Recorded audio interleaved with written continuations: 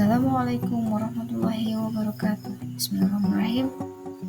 Hai, saya Fuji.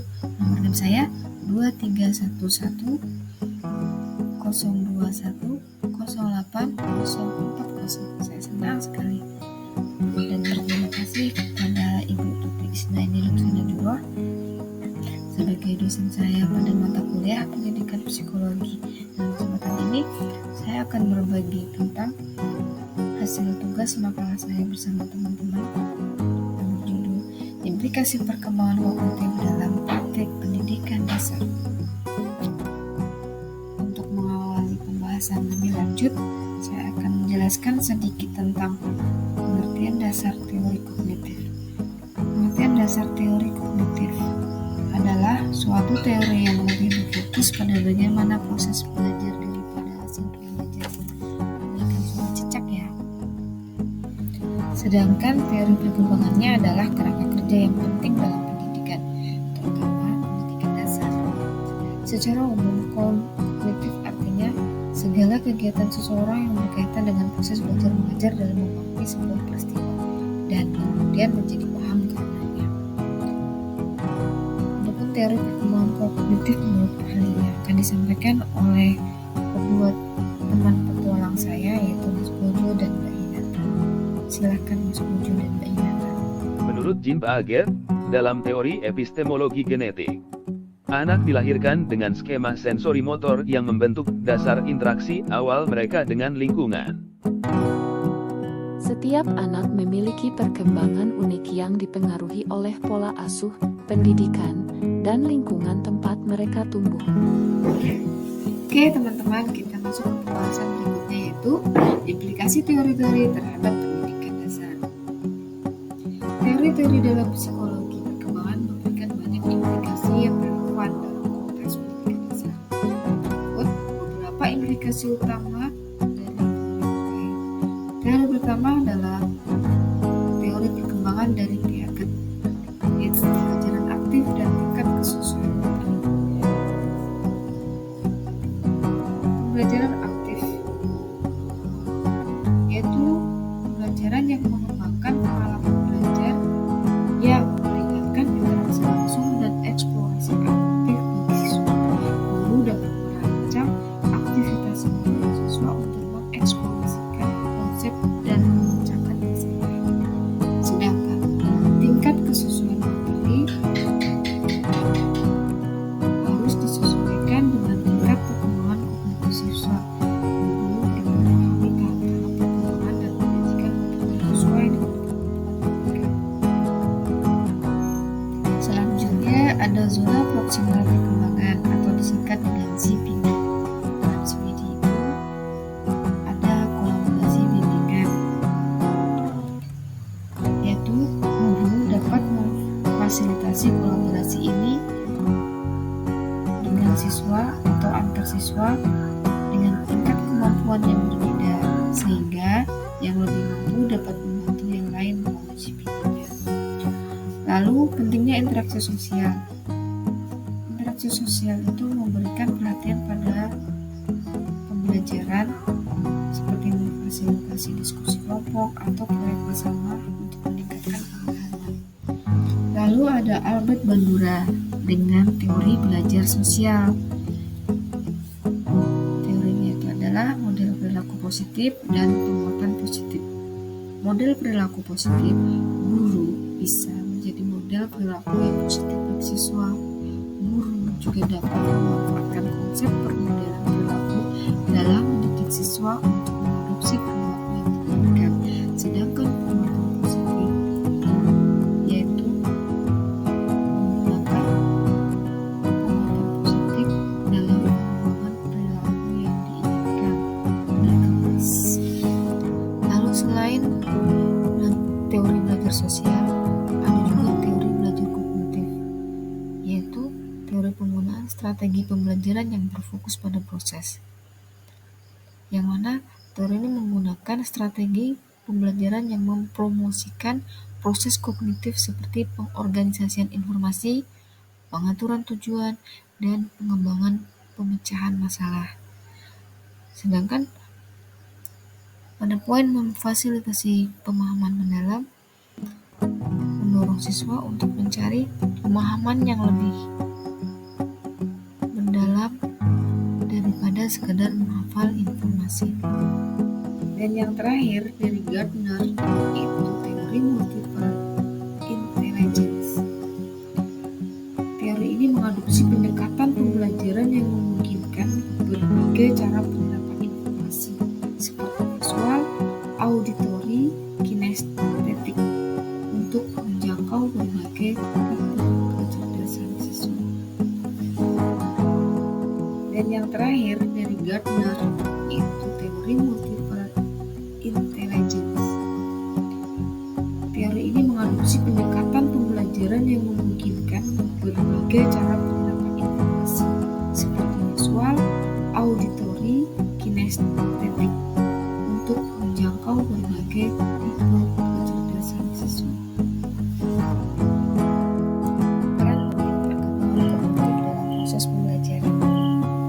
Pentingnya perkembangan kognitif dalam proses pembelajaran adalah agar anak mampu mengembangkan daya persepsinya berdasarkan apa yang ia lihat, ia dengar, ia pelajari, dan ia rasakan, sehingga anak memiliki pemahaman yang utuh dan mampu melatih daya ingatnya terhadap semua peristiwa atau kejadian yang pernah dialami secara positif. Beberapa kegiatan untuk mendorong perkembangan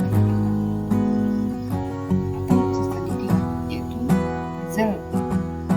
Bermain puzzle adalah cara yang sangat efektif dalam meningkatkan kemampuan kognitif. Dari permainan puzzle, anak bisa menyelesaikan sebuah masalah. Selain itu, puzzle juga dapat mendorong anak untuk belajar berkonsentrasi, bersabar, dan memunculkan perasaan senang atas sebuah pencapaiannya. Cara berikutnya adalah melakukan pemilihan. Aktivitas bermain dalam melakukan pemilihan benda juga sangat efektif dalam mendorong perkembangan kognitif anak. Lewat kegiatan ini, anak dapat mengendalikan berbagai bentuk benda. Mengenali berbagai bentuk benda.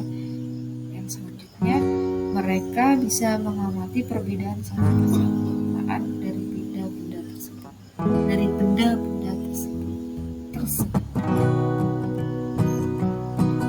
Lalu latihan mewarnai. Aktivitas anak yang tidak kalah menarik untuk perkembangan kemampuan kognitifnya adalah belajar bentuk dan warna. Latihan ini adalah salah satu kegiatan observasi yang menarik bagi anak. Cara yang keempat, bermain dengan benda-benda sekitar. Metode belajar ini sangat efektif dalam mendorong perkembangan otak anak. Berikutnya dengan bermain game. Metode belajar yang paling menyenangkan bagi seorang anak adalah melalui permainan. Anak bisa belajar banyak hal dari sebuah permainan yang mereka lakukan. Terlebih lagi, permainan tersebut dilakukan bersama teman-teman sebaya. Berikutnya dengan bermain game. Metode belajar yang paling menyenangkan bagi seorang anak adalah melalui permainan. Anak bisa belajar banyak hal dari sebuah permainan yang mereka lakukan. Terlebih lagi, permainan tersebut dilakukan bersama teman-teman sebaya. Lalu mengajak. Kebiasaan mengajak anak membaca buku bakal membuat mereka memperoleh kosakata yang banyak. Selain itu, anak juga dapat belajar kemampuan berbahasa dengan baik. Tidak menutup kemungkinan anak bakal menjadi pribadi yang gemar membaca di masa depan. Agar menarik, baca buku itu dengan disertai ekspresi sesuai dengan isi buku atau membaca bersama-sama dengan teman-teman. Dan yang terakhir, ajukan pertanyaan. Cara terakhir dalam mendorong perkembangan kognitif anak adalah dengan mengajukan pertanyaan. Sebagai langkah awal, ajukan pertanyaan yang sederhana, menarik, dan menyenangkan. Misalnya, minta anak untuk mendirikan suara kucing, atau tanyakan apa saja aktivitas yang mereka lakukan sebelum hari. Pertanyaan-pertanyaan tersebut akan membuat si kecil berpikir dan merasa lebih percaya diri. Kalau perlu, teman-teman bisa memilih jenis pertanyaan yang mendorong anak untuk menjawab dengan disertai penjelasan.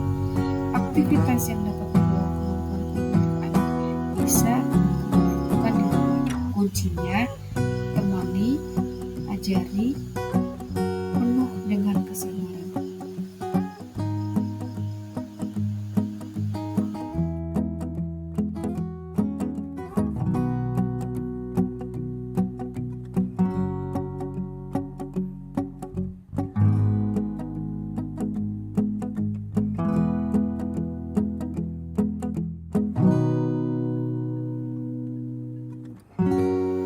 Selain itu, terdapat beberapa faktor-faktor yang dapat mempengaruhi perkembangan kognitif anak, antara lain faktor keturunan,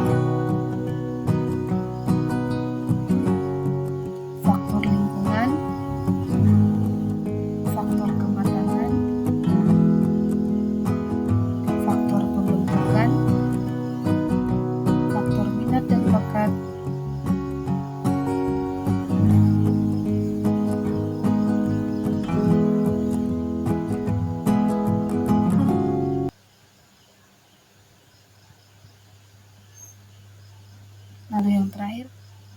lalu yang terakhir faktor kebebasan.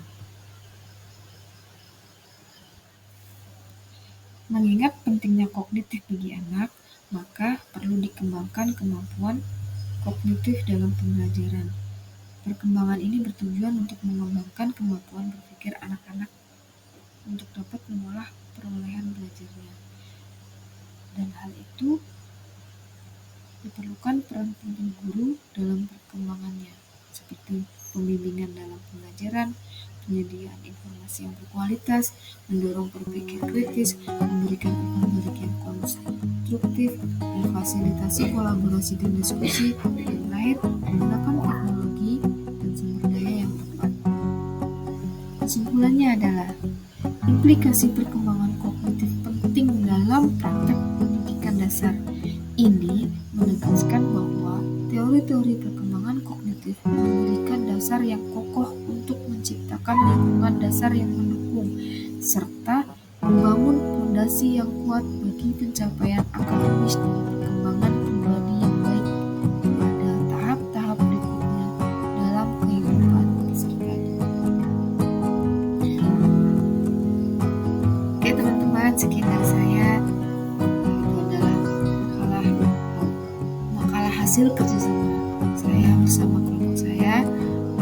Jika ada pertanyaan atau hal-hal yang kurang berkenan yang ingin teman-teman sampaikan kepada saya atau teman-teman saya, bisa teman-teman tinggalkan di kolom komentar.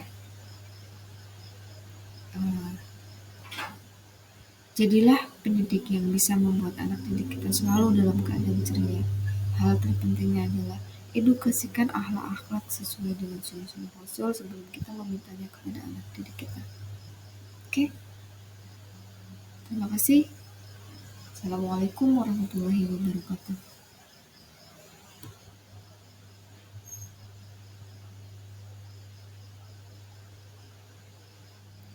Oh iya, ingat ya teman-teman, tidak ada yang sulit selama kita komitmen dengan 3 hal.